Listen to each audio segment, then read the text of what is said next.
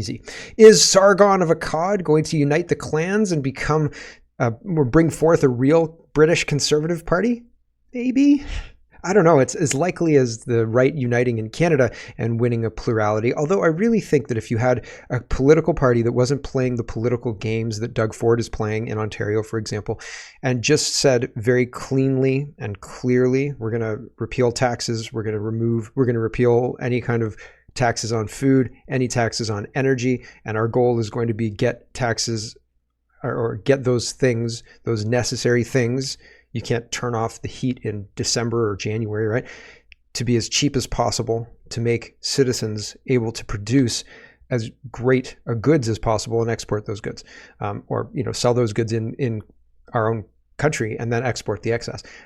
So making people rich and self-sufficient, right? I think that perhaps it's just I don't know, people not sure what's going to fix the problem, because all of the political parties in the arena, in the federal level and the provincial level, are proposing more targeted whatever, and that is expensive. More targeted money for this group, money for that group, make sure that people have food with, different programs here and there. And my program will be just, let's make food super duper cheap. Let's make food so cheap that the only reason you're not eating is because you don't want to eat.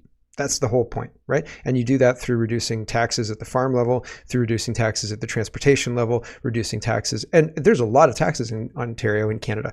And so why isn't this resonating, right? The reason they want to keep the taxes is to keep sending out the rebate checks. Do you believe that? I don't believe that nonsense. Absolute garbage. So we'll see. We'll see how this all works out. I'm not sure. 87% of federal documentation on the Freedom Convoy were never disclosed. Did you know that? I had no idea. I had no idea it was that high. It's going to be decades, apparently, before we find out what was written privately. And I'm sure it'll be a bombshell in, 2021 or 2087 or something like that after I'm dead. I don't know. Maybe I'll live to over 100. We'll see.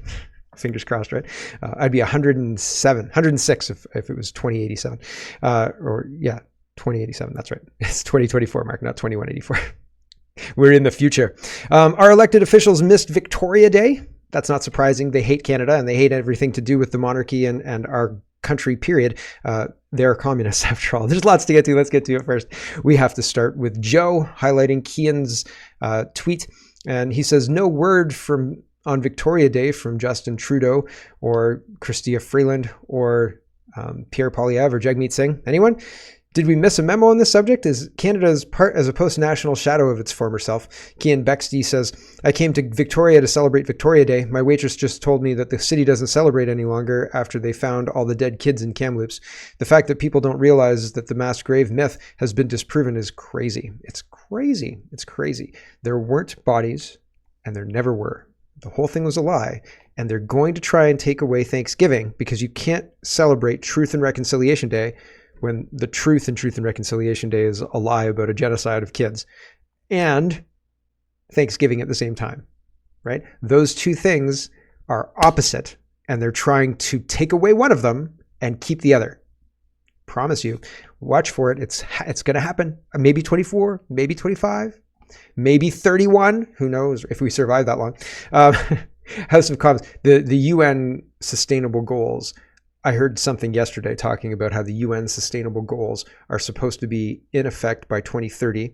And the reason all of our elected officials are doing this actually is in our self-interest, because the powers that be have basically told them if things aren't managed in this way by 2030, then the poop's going to hit the fan and things are going to get real bad. And they believe them. And so they're doing this to comply with what they've been told for self-preservation. But I think it's BS. I think it's absolute nonsense.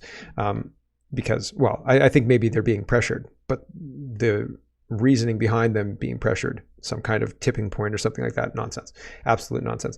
House of Commons says, Happy Victoria Day. This is Canada's oldest public holiday. We celebrate the sovereign's birthday and fly the Royal Union flag, the Union Jack. For many Canadians, Victoria Day serves as the first indication that summer is approaching. Yeah, it's the kickoff to summer, and I always remember calling it the May 2-4 weekend because, of course, you got a 2-4 and brought it out into the bush and had a bush party, right, down in Rockwood. It's just what happened, right? Everybody was talking about it. As soon as I hit high school, the May 2-4 weekend became very important. So that's what you did. So I hope you had a good one. I certainly did. I was out yesterday, and we're just trying to be tourists in Ontario a little bit because it was so fun being tourists in other places that we thought, well, let's just be tourists here and go around and do touristy kind of things. Probably won't get shot, right? Fingers crossed. Dr. Mike says, housing starts in Ontario. Let's talk about housing and invasion and all the rest of that stuff. Housing starts in Ontario are in free fall. Bad economic conditions coupled with a provincial government that just gave municipalities more power to hike taxes on new development. I don't know that the I think that Doug Ford, well, maybe he's not trying to help Ontario. There's a lot of things he's got wrong, but it seems like the provinces seem to be supporting some kind of housing, but the housing is high towers of condominiums close to railway and transit. And like, I don't want a whole bunch of new units. They're also trying to reclassify what is a retirement home. Like if there's a bed in a semi-private room in a retirement home, but that person doesn't live anywhere else, that's a home now. So if you build a building with 300 rooms, but they're all semi-private, that's 600 homes, right? Super quick, right? We're making, and in the same time, creating capacity for the hospitals to offload patients after they're recovering, right, into these new home beds. And people who have elderly aging parents will appreciate the idea of having somewhere for their parents to go without wait lists. So like this ticks lots of boxes for the Ford government, but doesn't necessarily, if you think to yourself, I want the government to build homes, you don't want the government to manipulate the stats, reclassify something as a home, and then build a crap ton of them that satisfies a very niche group of people. The niche group of people are the elderly people, voters, and their children who are also voters, 40 years old, 50 years old, who are trying to get their parents into these places, right? So that's a huge group of people who would benefit and be happy with this, quote, solution. But it's bullshit because it doesn't do anything for the young people who want to buy homes, who are being sold this idea of we're building homes. You see what I'm saying? There's a whole thing that's happening that's a lot of money and a lot of attention going into this one thing, and it's going to numbers wise build a lot of houses, but it's not actually building houses. And they're saying to young people, look, we're building houses. It's maddening, while they're at the same time having an immigration system that is damaging to the country, period. And we'll talk about that as well. And the construction people who are actually building the houses that the young people would care about, not the old age home houses, but like the real houses, they can't afford to build because it's not economically viable. It's like if you were selling a widget like this thing here, right? Say you sold this, it costs you $3 to make this thing and get it into the store. And you think to yourself, a 50% profit's pretty good. So I'll price it at $4.50 or whatever it is. And instead, though, the widget now costs $4.50 to make, and interest rates make it so that you can't charge more than $4.50 anyway. And so it doesn't become financially viable for you to make that thing anymore, right? Same thing with houses, right? If they can't sell it for a profit, then they can't make it, right? If it costs them $4.50 and they can only sell it at $4.50, they're not making it. It's not going to happen. If it costs them $600,000 and they can only sell it at $600,000, they're not going to make it because it's not worth it for them, right? It's not worth it for you to put this thing in the stores at $4.50, right? But it might have been worth it if you could make it for $3 and sell it for $4.50, right? So anyway, regardless, that's a quick little detour into markets and things like that. But it matters. It matters. And if the people making houses can't turn a profit, they're not going to make houses. And so it doesn't matter. It almost doesn't matter. They're incentivized to make old folks' homes and not houses, right? Montreal Gazette says the system is failing a growing number of older adults who are homeless, says a report. I think that actually the system as such, what we're watching, is working exactly as it's intended to work. They need inventory. Inventory is housing for the new arrivals. How do you get inventory from people who've owned the houses for a long time? You tell them that the interest rates are going to be low forever and that they should invest heavily in a really expensive house. And then they do that. And then you raise interest rates as fast as they have ever been raised in 40 years. And then you watch them lose their shirt, lose their home. And now you've got inventory. And then you've got special mortgage rules for a special group of people who are arriving to Canada who, need a leg up, right? And you don't tell Canadians necessarily the details, because that might piss them off, right? Yeah, I think it's working as exactly as intended. It's creating inventory. It's getting rid of old stock Canadians. Maybe they end up on the street. Maybe they end up drug addicted. Maybe they end up dying of an overdose, or maybe they seek MAID because they just can't deal with the mental torture that they've been forced to endure at their government's hands, right? I think it's working exactly as intended, right? Cut down on that population. Really. The Gazette is saying, this is the Montreal Gazette, system failing, growing number of people who've experienced homelessness age faster than people who are housed, lead author says. So a new report that says shelters are not designed to meet the physical or mental health needs of the growing number of older adults who are homeless. Lead author Dr. Gillian Alston says people who experience homelessness age faster. The paper, published Tuesday morning in the Canadian Medical Association Journal, says many people who are homeless are considered seniors as early as age 50. Well, yeah. I mean, yeah. So it's not surprising, right? A lot of people are losing their homes and ending up on the street. She says later in the article, it says many people have become seniors while they're homeless. So they were homeless, middle-aged people, and then they became seniors. But there are also many seniors who became homeless for the first time when they're older. She said a senior might be isolated socially, who then develops cognitive impairment and starts stopping to pay their bills, and then gets evicted and then is sent to the shelter. She says. So yeah, there's a whole bunch of different scenarios, and fundamentally, we're not doing a good job at taking care of anybody. And it seems like the government is reckless. John is responding to concerned citizen. In the UK, buses of migrants are dropped off at a hotel in Yorkshire. Are they women and children? No. Is this happening more? Yes. Is it happening in other countries? Yes. Is this deliberate? Yes. Are you paying for it? Yes. Is it safe? No. Is it to destroy the Western world? Yes. I agree. John O'Looney says, if you are feeling war, if you are fleeing war, you take your women and children. If you are going to war, you go with just the lads. That's it, right? And so that's exactly what's going on. But we're putting up those lads in hotels, right? They're here in dorm rooms. They're here in hotels. They're coming through different means, different ways to get into the United States or Canada or Britain, but they're coming, or Australia, but they're coming under false pretenses and waiting for an order to change their behavior.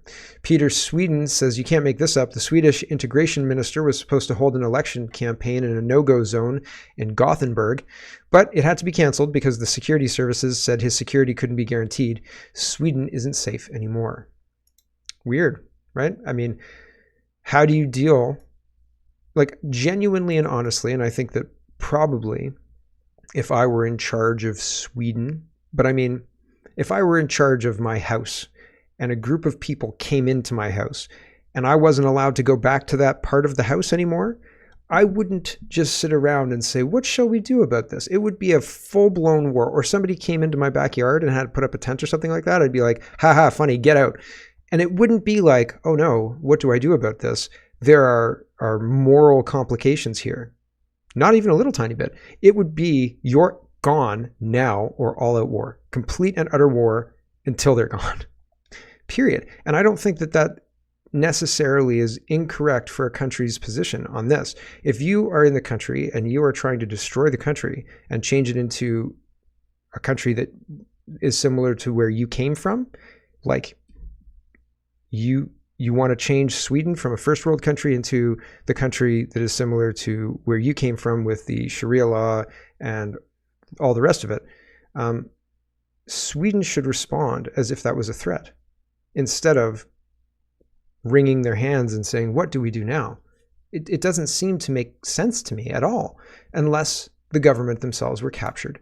And if the government themselves are captured, why can't the society resolve itself to remove that government and get rid of the cancerous enemies who are within the gates already, right? If your leaders aren't going to fight for you, how do you remove those leaders and put in people who will? And the same question applies in Canada, I think, right? Like we're watching a full-blown invasion and nobody seems to want to talk about it. They want to talk about anything. They want to talk about LGBT issues. They want to talk about Palestine and Israel. They want to talk about Ukraine. They want to send all of our money there, but they don't want to talk about the full-blown invasion happening here, right? They don't want to talk about vax mandates here. They don't want to talk about the increase in deaths here. Why are we allowing this nonsense to continue? I don't understand. I don't understand. Maybe I'm an idiot, right? Maybe I can't see the forest from the trees, but it seems to me that these liars are lying to distract us, and they're doing anything to keep our attention away from what we should be paying attention to. And if a political party started talking about that, I mean, they get censored, they get called racist and all the rest of it. But I mean, that's happened for years. Get used to it, right? That's just part of the game. Now use it to campaign or something, right? Like, holy smoke. The Telegraph says we now have proof that mass migration is making Brits poor. So that's England. Okay. Same thing in Australia. Here's an Australian. Yesterday, I watched this and I couldn't listen to it because I was busy. But I watched it and it had captions. So I read the captions because I couldn't listen to it. And I thought it was from a Canadian, but it's not. It's from an Aussie. You'll hear clearly. Here we go. I'm just getting ready for the day, and I thought, well, I did that. Oh my gosh. Every time I thought I got them all. I thought I got them all. Hold on. Sorry. Too fast. So she's talking about how Australia has a cost of living crisis, just like Canada does. Shocking, right? I know you're shocked. Here we go. I'm just getting ready for the day, and I thought while I did that, I would discuss my current experience with the cost of living crisis that's happening in Australia at the moment. Obviously, it's like all over the news all the time, and the federal budget just came out, and it's all about the cost of living, issues that working families are facing. And oh my God, I am feeling it so hard. So for background, my partner and I both work. My partner works 6 days a week most of the time, commuting to Sydney from the Central Coast, working like the longest hours in construction. And I work 4 days a week as a commercial lawyer, and we literally have like no money. Like we literally cannot afford to live. Our biggest issue for sure. She's a lawyer? Is that we have a massive mortgage. It's just gone up again with the interest rates. I mean, I am exposing myself, but like I will say our mortgage is literally over $6,000 a month. I don't know if my partner will get a note for me saying that, but it is. It's so expensive. And that's for a standard 3-bedroom house on the Central Coast. Like I didn't buy some mansion that I couldn't afford. Like it's literally just how expensive it is to get into the property market these days. And obviously if like the mortgage was our only bill, we'd be able to afford it. But then on top of that, we literally have, and I know everyone else has, daycare fees, 2 different car loans, groceries. I cannot get my grocery bill per week to under $200. Like I literally can't do it no matter what I do. You have insurance, phone bills, internet, car rego, rates, electricity. So literally by the time the mortgage is paid and all of our other bills are paid, we just do not have a spare cent between us. It is your responsibility to tell a lawyer to stop using the word literally. Please look up the definition of the word. It's just interesting. That's happening everywhere. The literally thing is happening everywhere, and the cost of living crisis is happening everywhere. And it seems like we're painting ourselves into our own corner. Like we have a situation where society demands everybody has two jobs, 2 cars, 2 cell phones, all sorts of doubling up of the monthly bills. So we kind of set ourselves up in society to need all of these things, and those things cost money, et cetera, and the running cost of a household increases to the point where it becomes unmanageable. Man, simplicity would really benefit. I think would really benefit a lot of people. Back in Canada, Harrison highlights this.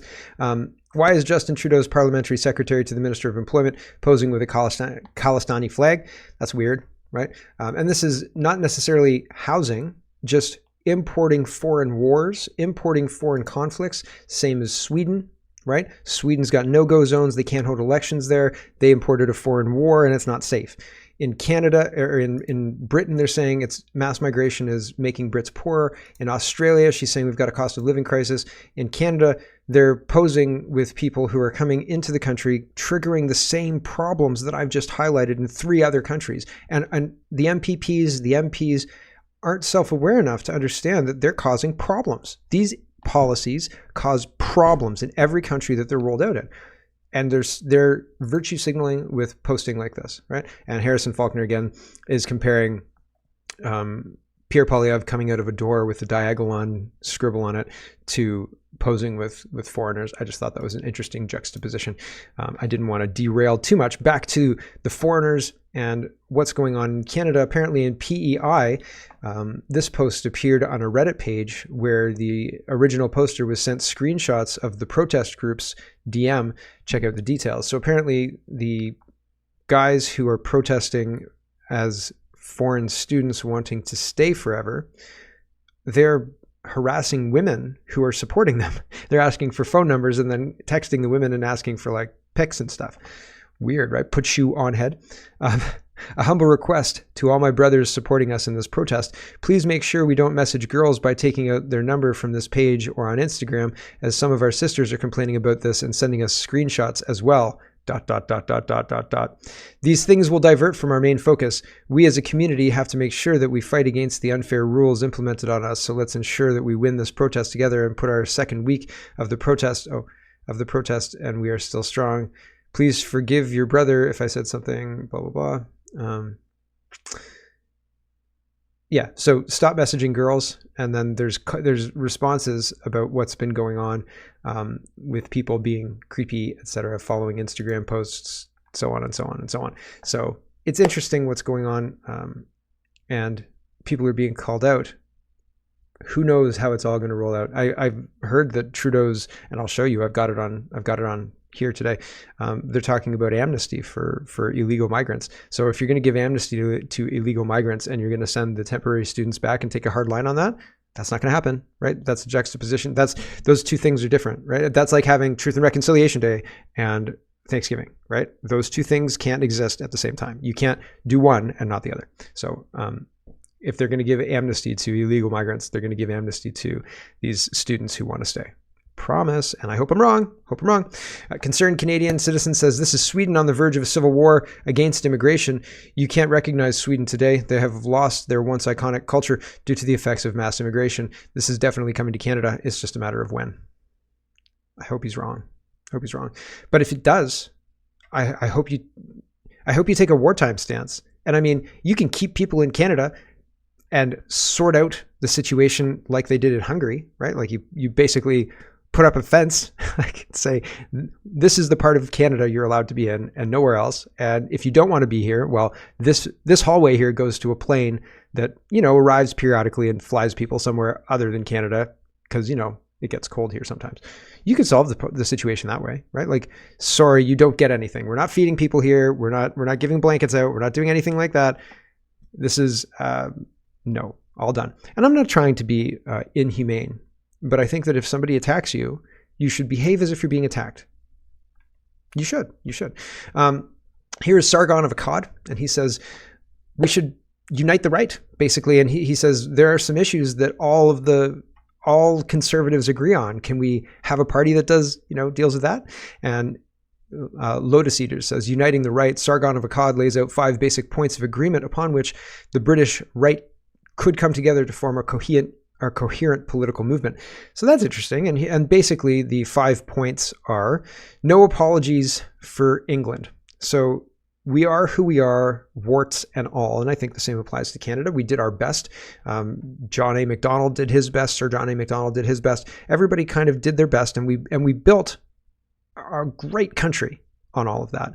And trying to tear it down now based on mistakes that some entitled brats think that were made, and who have read a little bit too much Marx. Nah, I don't think so. We should not unapologetically be for Canada or England or the West, warts and all. And these things happened because that's what happened then. Learn history. Don't try and rewrite it. Number 2 is immigration is destroying our country. Yeah, moratorium on immigration. Now, there are things you have to deal with. Like, there are realities you have to deal with. A lot of people would not be okay with mass deportations of citizens, of permanent residents, right? Rounding up all the people who are foreigners or anybody who's here on permanent residency. That probably wouldn't be very popular. People wouldn't get behind that, right? But I think people would be fine with deporting people who don't belong here, illegals. You start with that group, and then you move up to temporary foreign workers, things like that. If you start giving amnesty to illegals, which is what they're talking about, then amnesty for every other group becomes almost that you have to. If you're doing it for them, why aren't you doing it for us? And I'll just come in illegally then. Like, it's like if somebody refuses to discount you, like you bought this thing, okay? It's a Yeti cup, and you bought it for $45.99, and you come back 15 days later, and there's a 30-day return, right? You come back 15 days later and you see that it's $5 less, and you have the receipt, and you say, hi, I bought this thing a couple of days ago, last week or whatever, and it wasn't on sale, but it's on sale now. So I'd like to have the difference back, please. And if they say no, then you say, listen, if you don't do this, I'm going to return the cup and I'm going to buy it again. It's going to result in the same thing. And so, right, it's the same thing, same reason. So we need to say no. And I think that he's correct. Okay. 3, undo Blair's reforms. They tried to bring in Americanized politics into the UK. We're suffering from the same kind of pollution, and it started in the early 2000s. Different. It rhymes here, but it's similar, but not exactly the same. And it's not Blair's reforms here, but foreign influence in our domestic politics has been enshrined in tradition since the last 20 years or so, a bit more. 4, promote traditional family values and remove gender ideology. Yep. Yeah.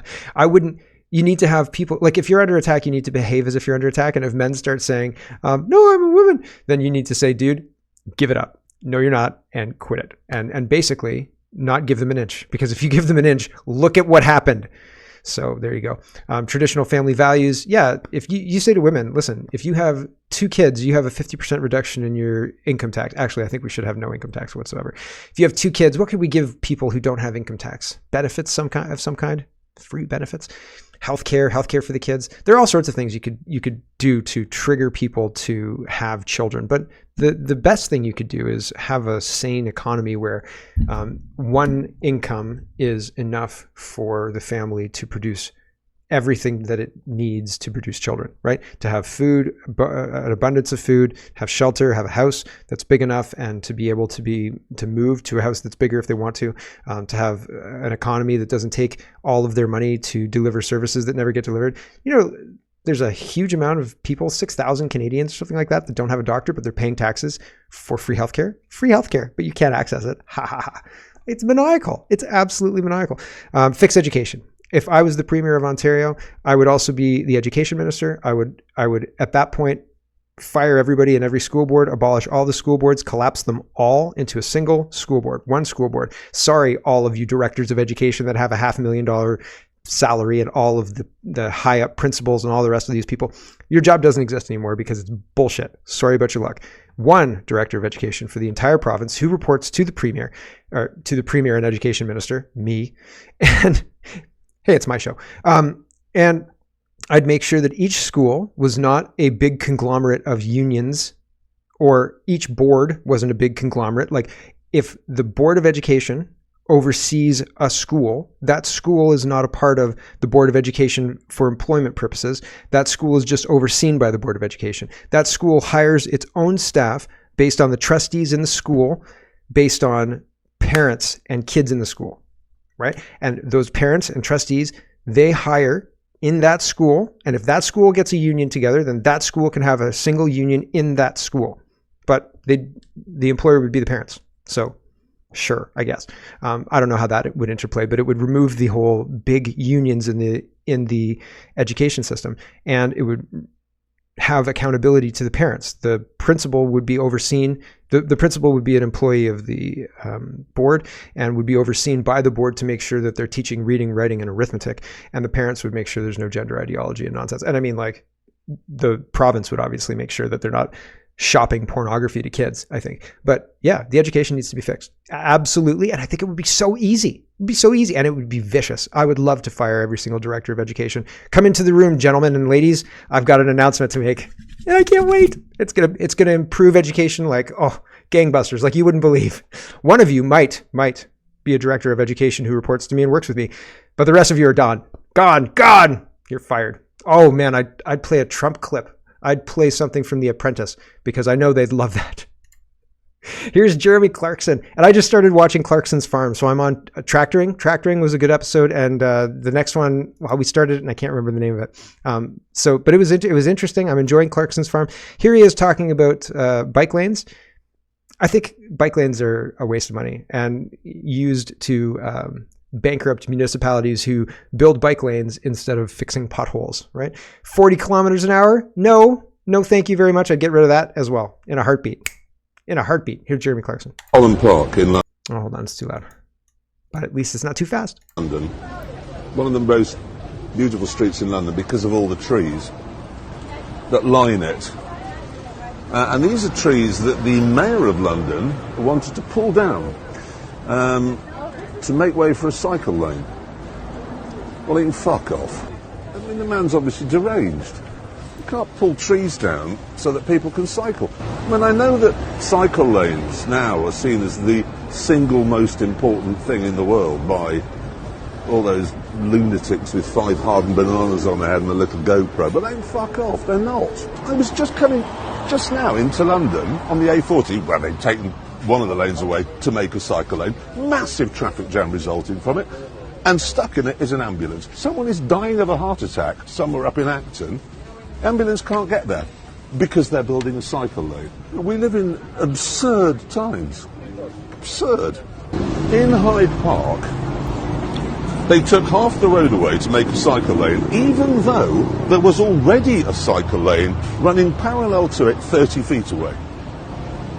So now I love his facial expression. The facial expression is, what? What the hell? Why? Why would they do this? Why would they do this? Because they're communists and they're trying to bankrupt us while they destroy our society. That's why they do this.